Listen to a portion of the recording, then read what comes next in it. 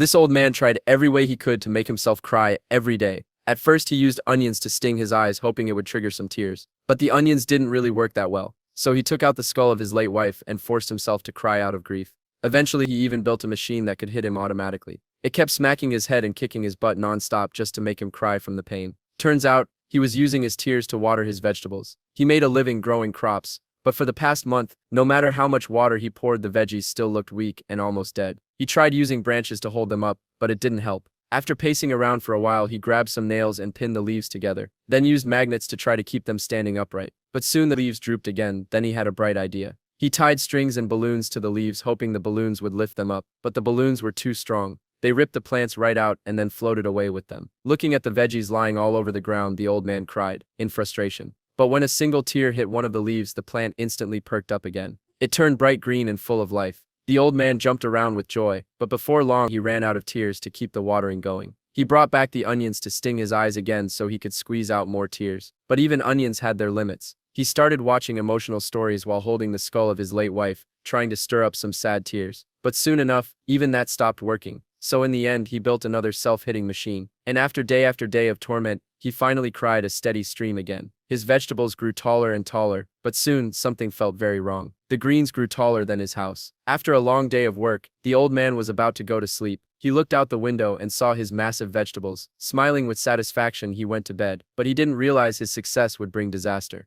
A bunch of sharp-nosed snails snuck into his garden, and overnight, the veggies became an all-you-can-eat buffet. The next morning, the old man woke up from a nightmare to find his house shaking violently. He looked outside and saw giant snails roaming his garden. They were even pushing his house out of place. But the greedy snails didn't stop there. To fill their ever-growing bellies, they started wrecking buildings everywhere. This story teaches us we should respect the natural way things grow and not twist nature just to get what we want. Using extreme methods to interfere with nature will only lead to mutual destruction in the end.